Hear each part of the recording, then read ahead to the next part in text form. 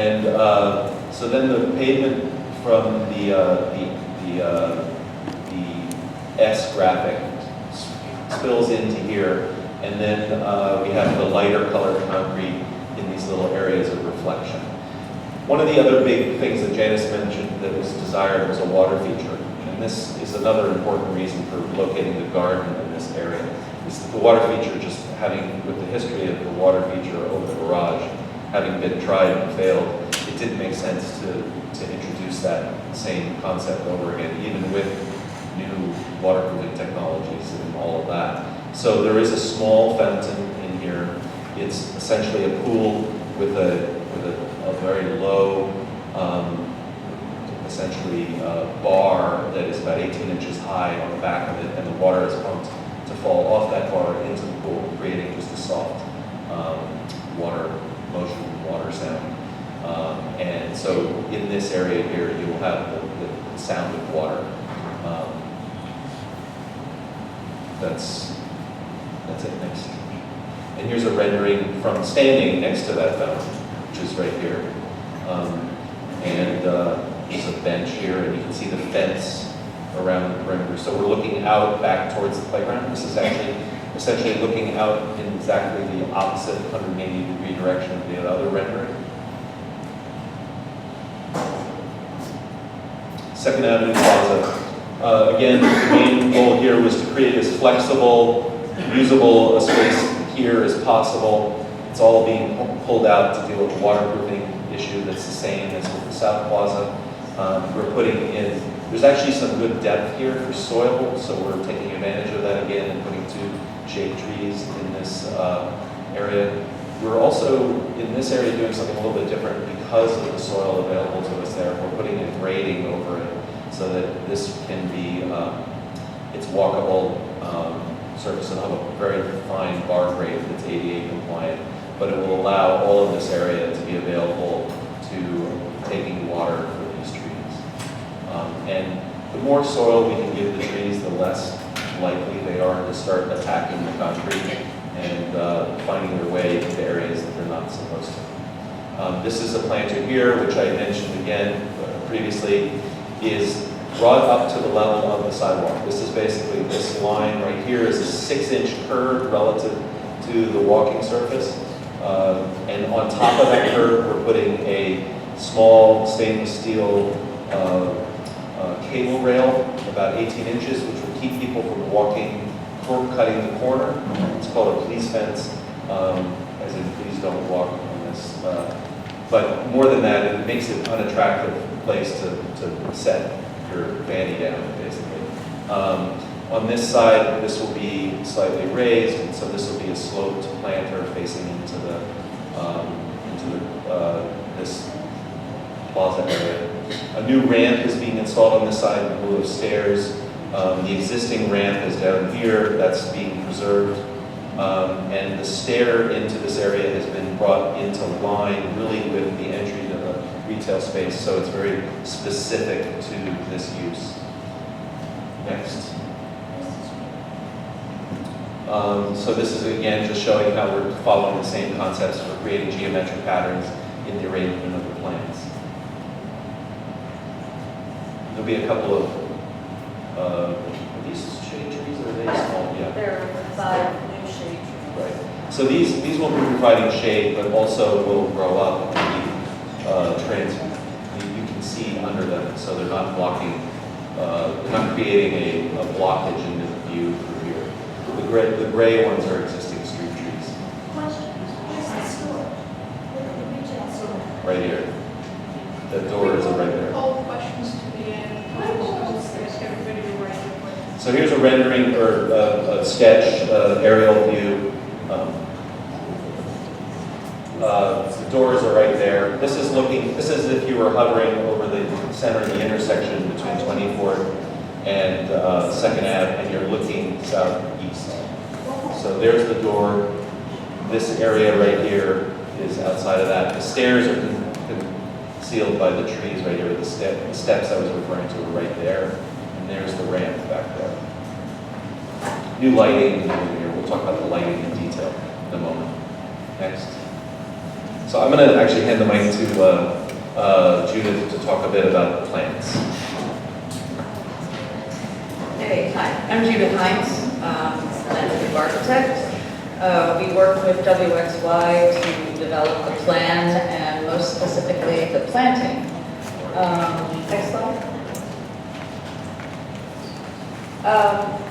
We're using all New York regional native plants here, and a native plant is a plant that's indigenous to a particular area. And we're doing that because of, well, for a lot of reasons, and I won't get too involved in it. But the plants have been selected specifically for the kind of conditions that they will have, whether it be sun or shade or quickly draining soil or the soil in the garden, which is existing. The plants have all been selected for that specific kind of condition. They have also been selected for their beauty and for the change in the seasons. You can see these are just a few examples of the trees we're using. We're using a number of understory trees like the flowering dogwood and the redbud and the amelanchier. And some large shrubs like the witch hazel. And the shade tree that we're using throughout the plaza where we are showing shade trees is the Nissus sylvatica or black tupelo. And you can see that all of the trees, many of them are bloom in the spring. The witch hazel actually blooms in the fall, which gives it a little cachet amongst the others. But they all also have beautiful fall color. We're also selecting the trees and the shrubs for their seeds and berries, which goes along with the idea of using native trees and shrubs and ground covers as a source of food for beneficial insects, butterflies, whatever small mammals we have here, and I don't mean rats.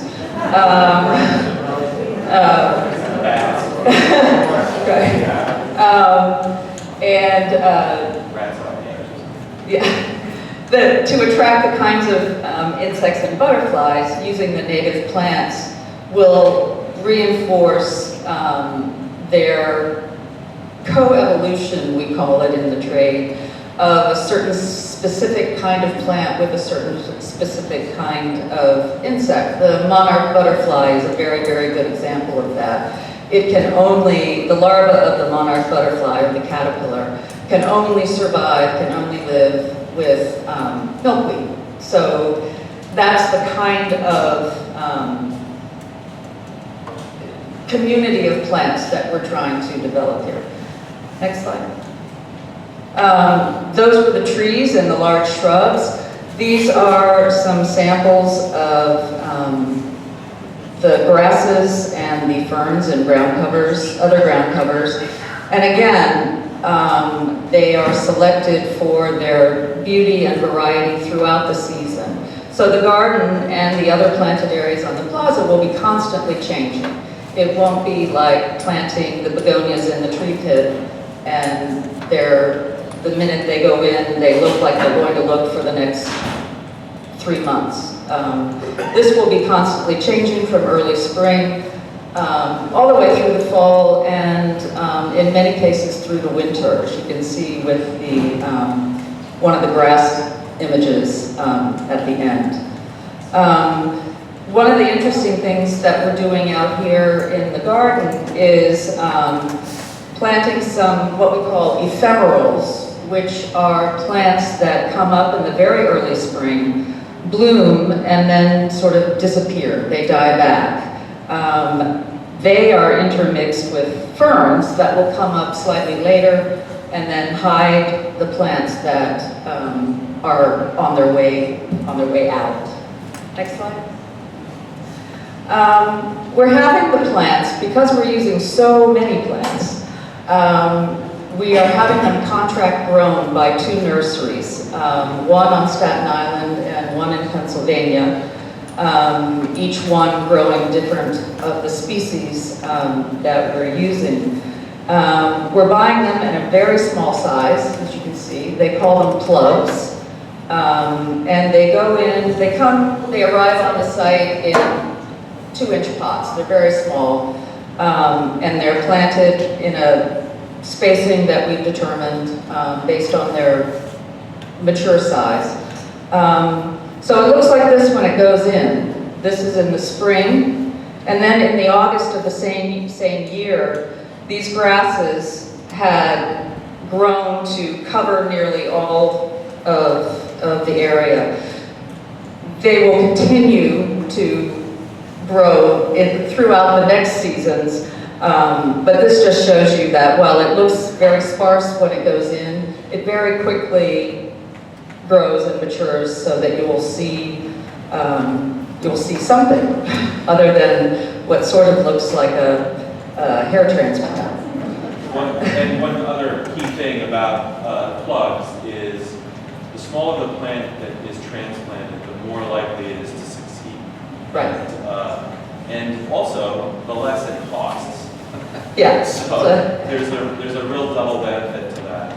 Yeah. Starting out that way. Yeah, and also particularly in the area here and along the 24th Street right-of-way, the smaller the plant, the less they're going to interfere with the roots of the mature trees. And we really want to disturb them as little as possible.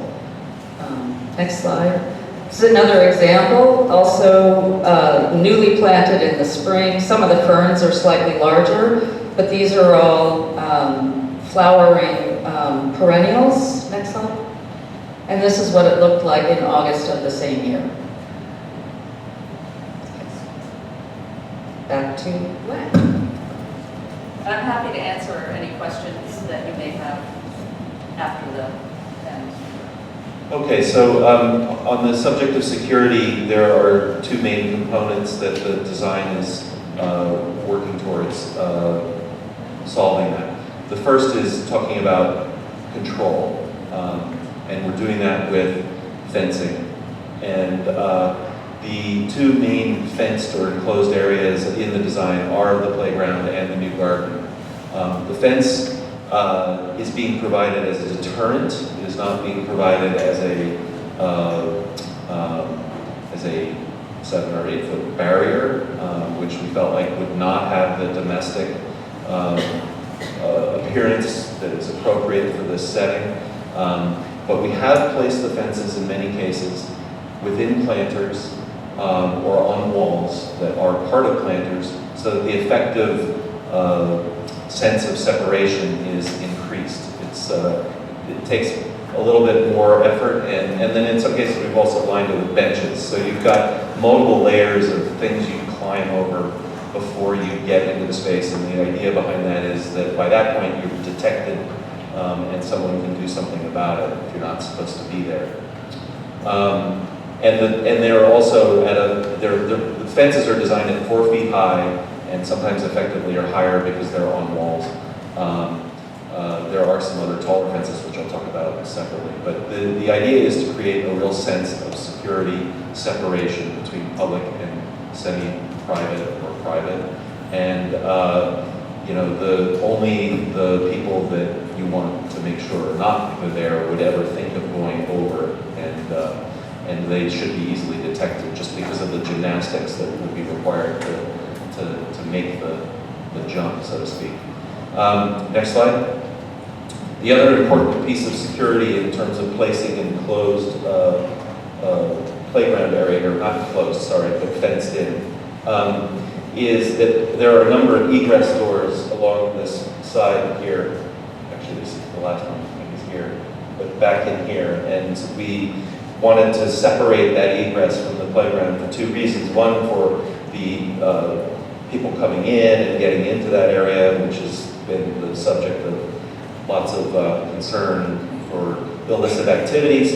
That's the dark hidden area. We are installing a 6-foot-high security fence here that is a wire mesh, which I'll show you a picture of in a moment.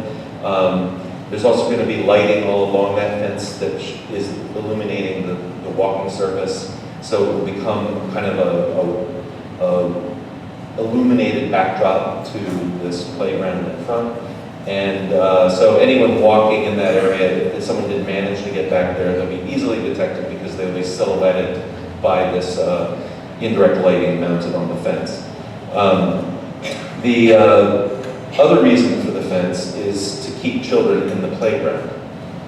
That's true, obviously, wandering out this way and this way, just like in any playground. But against the building, we were concerned about a child getting a little bit away from their parent and slipping into a propped open door or into a fire stair or something like that, the door closing on them, and all of a sudden nobody has any idea where the kid went. So there are no gates in this side of the fence between the playground and here. This is only providing access from the buildings out down a stair here or down a ADA compliant path out this way. Next. And then I've already talked about it a couple times, but just a nod to its passive security. It's just closing off the corner. Second. Here's an image of the fence that we've specified. It's all custom made solid steel, powder coated. It's custom made to follow curves and straights depending on where it's placed. It's mounted into a concrete curb. Very, very durable. And very light in its, it's very transparent, very simple. We're trying to make it not as much of, it's simple, elegant, and does the job, but what we're really interested in are the plants, not the fence, so it's somewhat neutral. This fence is the fence that is used. You can see there's a blue dashed line all along here, enclosing the garden area, and also along the top of the wall at the back of the planter if you're standing outside the playground, and along here. Next. This is a picture, it's kind of the wrong setting, but it was the only picture I could find, of the security fence, which just has vertical posts. These panels support themselves structurally, so there's no cross bars. We wanted that so that it would be very, very, almost invisible. We're calling for it to be powder coated in a custom color to match the brick of Eastern Town Plaza. So as you're looking into the garden, it will be almost invisible because it's very light, and it's the wire that's used is very thin, and with it in front of something that's the same color, it should really recede. And it's, again, mounted with lighting, which we'll show you in detail in a moment. Next. So now lighting. Lighting obviously is a really, really important feature of security in the area, whether it's psychological or actual security. This is a rendering that our lighting designer did of the existing lighting poles, and showed you that there were some areas that are quite dark. Overall, we were thought very highly of the moonlight strategy, and so we're incorporating the existing moonlight positions into this, but modernizing the fixtures. All of the lighting that we're using is LED, and next slide will be a rendering of what we're proposing. The lighting is being done, the best way to do lighting in a place to feel safe, but also have it be people-friendly, not just like lighting a stadium or a parking lot, is to have different levels of light and to have them coming from different locations.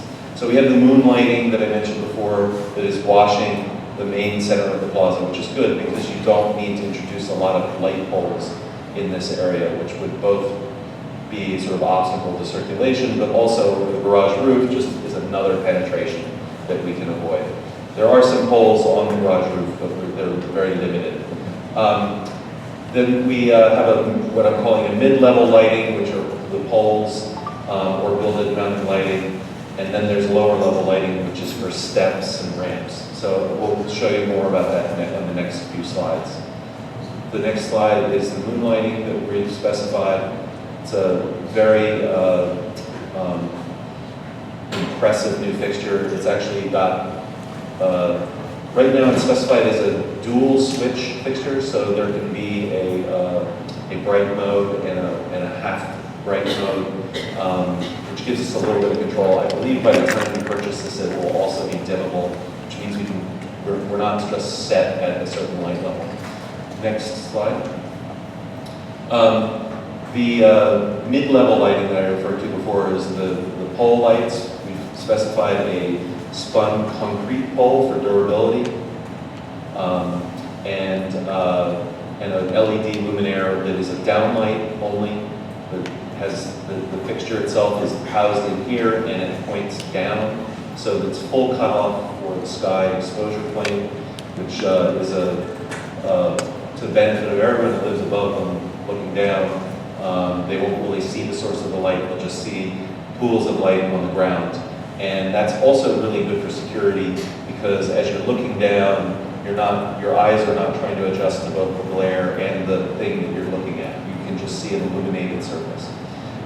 This is the 6-foot fence that I referred to at the back of the playground. We have a small LED light mounted to the top of that at every post, which will create a pool of light all along that walkway. This is also going to be tied into an inverter, so that in an emergency situation, these lights will operate for safe egress out of the building.